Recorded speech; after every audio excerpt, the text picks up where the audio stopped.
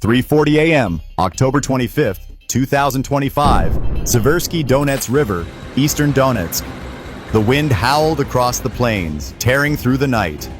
The ground trembled beneath thousands of tons of steel as two massive armies, Russia and China, advanced side by side through the cold mist.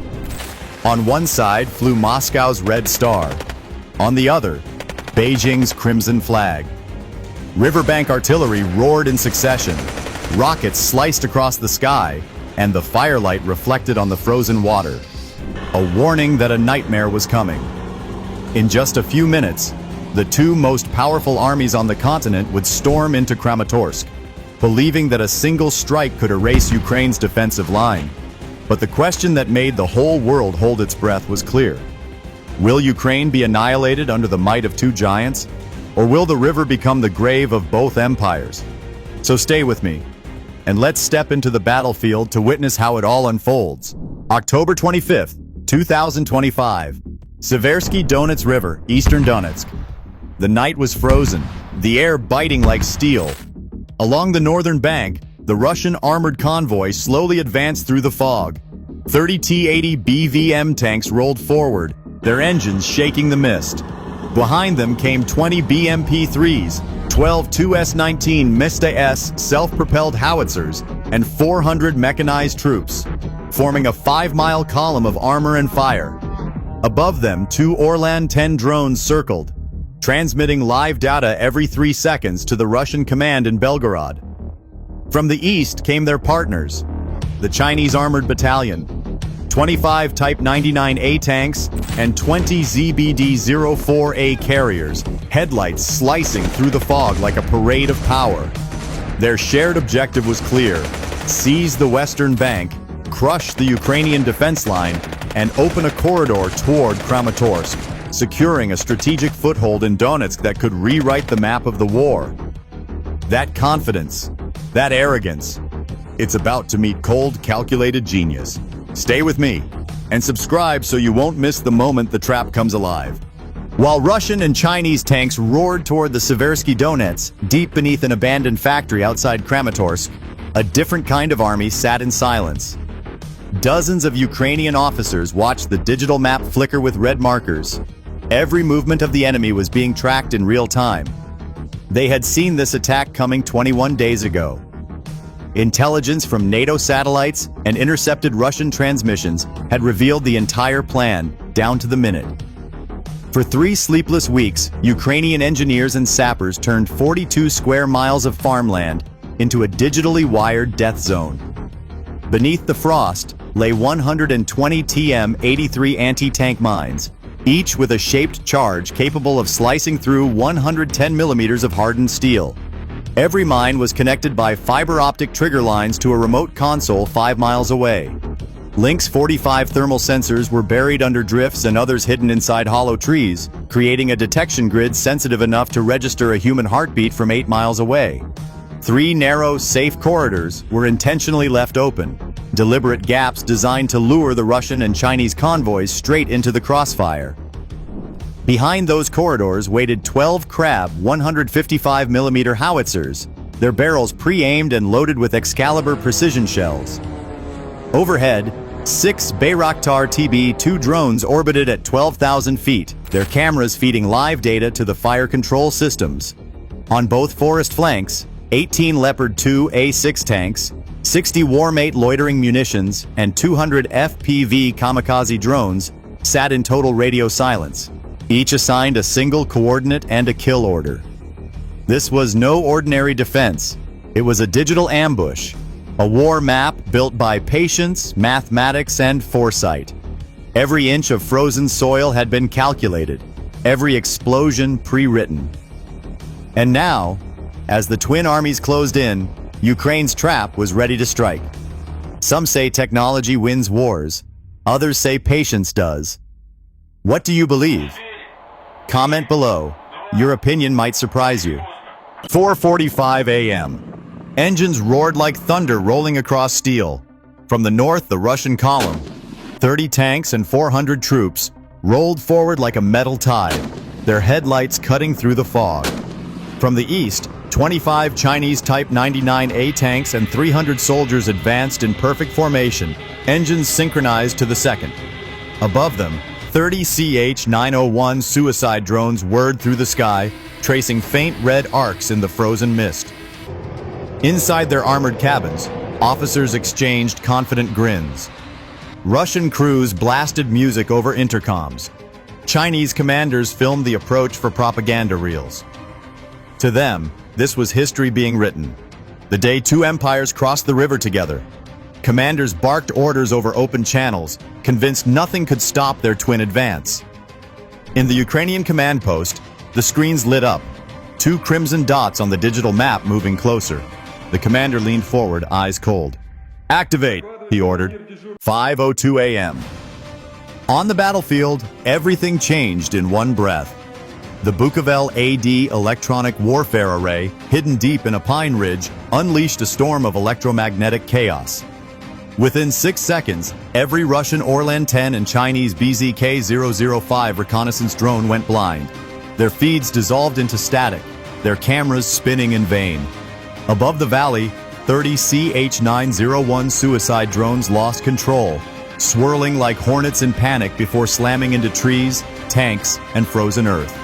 Then the sky cracked open. From behind the ridgeline, 60 Warmate loitering munitions rose in flawless formation, followed by 200 FPV kamikaze drones sweeping low over the frost. Their rotors screamed through the cold air like 1,000 razors. On radar, they looked like a solid wall of movement. Chinese and Russian operators mistook them for reinforcements and Titan formation, exactly what Ukraine wanted. The lead T-80B-VM tank crawled forward, its 46-ton frame crushing the snow. Then, a metallic click. Inside the Ukrainian command bunker, an operator saw the signal flash red and slammed the detonator switch. The blast ripped through 4 inches of composite armor, hurling the 46-ton tank onto its side. Shockwaves tore through the frozen air. 2 more tanks hit hidden charges and exploded, setting off ammunition inside. Flames lit the fog red. Panic rippled down the entire convoy. Engines roared, tracks slipped, armored vehicles collided in chaos. From the ridgeline, Ukrainian artillery adjusted range. 12 Crab 155mm howitzers opened fire, raining down Excalibur precision shells at 22,000 feet per second. The first barrage hit the supply trucks. The second, the command vehicles. Within minutes, over 20 armored units were burning. Across the river, the Chinese column tried to turn, but their CH-901 drones lost control, crashing into their own tanks. The valley filled with fire, metal, and static. Overhead, Bayraktar TB2s glided silently through the smoke, marking new targets with laser beams. In less than 5 minutes, the perfect Russian-Chinese advance had turned into a graveyard of steel. The riverbank that promised glory now glowed with burning wrecks, a monument to arrogance, buried under Ukrainian precision.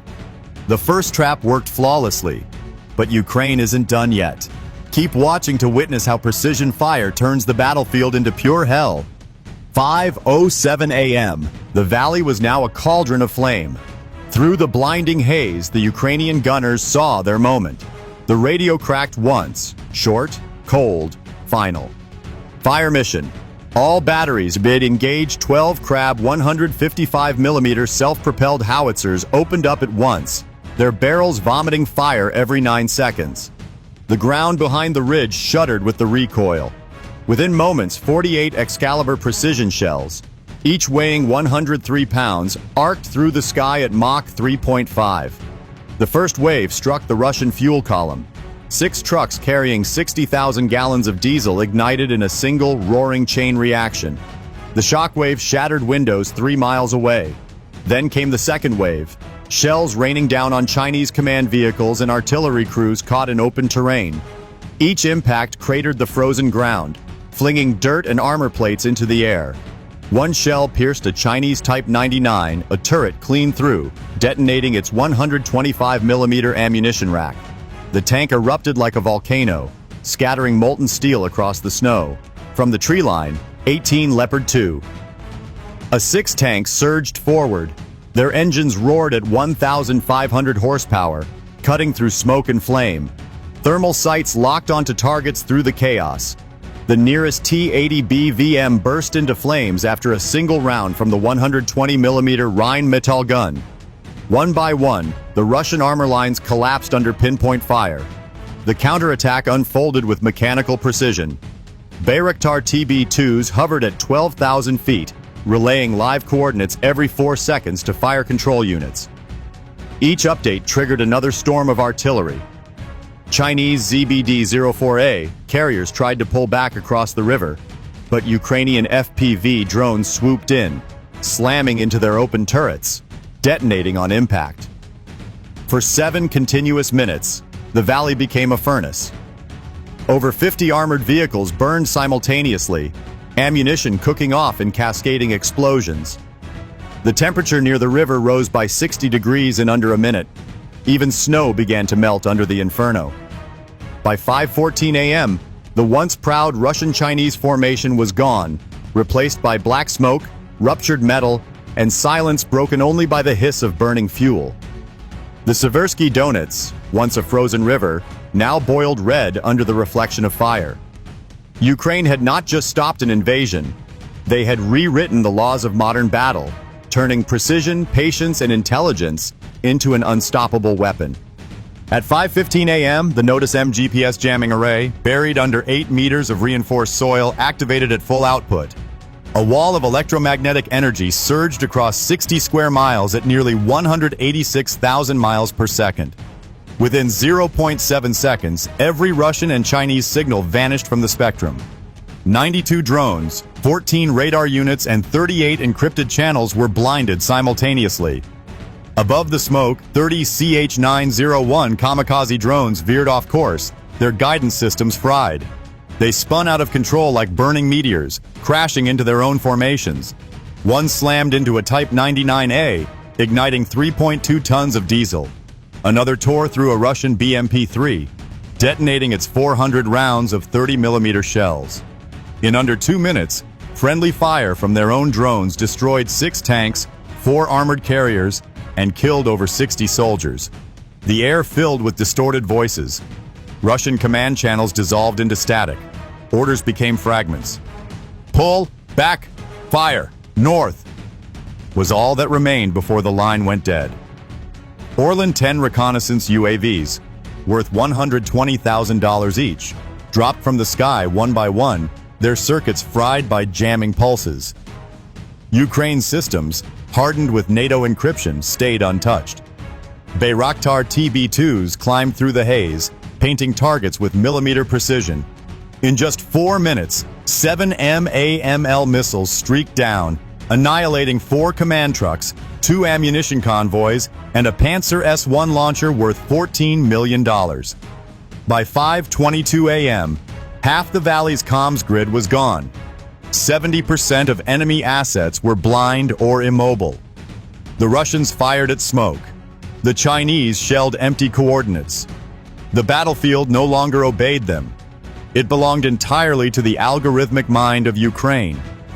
In that frozen valley, where 2 armies of flesh and steel lost sight of everything, one truth emerged. In modern war, the first to lose connection loses the world. 7 a.m., October 25th, 2025. Kiev, Moscow, Beijing, Washington. As the sun rose over the smoking ruins of the Seversky Donets, the world shifted. The last fires still burned on the riverbank. 53 destroyed tanks, 27 armored vehicles, and more than 700 bodies lay scattered across the ice. The joint Russian-Chinese assault force, worth nearly $1.3 billion in hardware, had ceased to exist in under 20 minutes. In Moscow, the Kremlin's emergency lights turned red. The war room fell silent as the casualty feed appeared on the screens. 10,000 soldiers cut off, no surviving armor, and a blank line where radio telemetry should have been. Intelligence chiefs spoke in fragments, each blaming the other for the leak that exposed Operation Twin Fangs. For the first time since the war began, Russian officers stopped shouting and started whispering. 7 time zones away, Beijing's Central Military Commission met behind closed doors. The official report called the loss a tactical withdrawal. But inside the room, the truth was undeniable. The PLA's Type 99A Spearhead, the pride of China's armored divisions, had been digitally dismantled before even firing a coordinated shot. No state media reported it, yet the satellite images had already gone global. In Washington, the Pentagon's secure line buzzed with quiet astonishment. Analysts replayed the engagement frame by frame.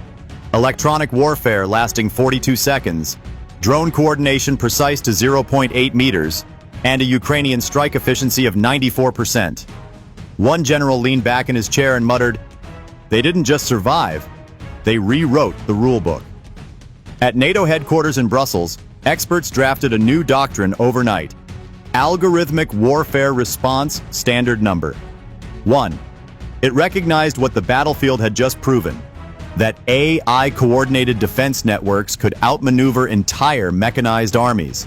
And in Kiev, beneath the echo of distant artillery, Ukraine's commander-in-chief faced the press. Cameras flashed as he said only one line: "We no longer fight for land, we fight for understanding." The quote went viral within hours, echoed in Washington, Tokyo, and Berlin. For the first time in modern history, the world had witnessed two superpowers blinded, not by weapons, but by intellect. The message was clear. In this new era, wars are no longer won by strength or speed. They are won by those who can see when others cannot.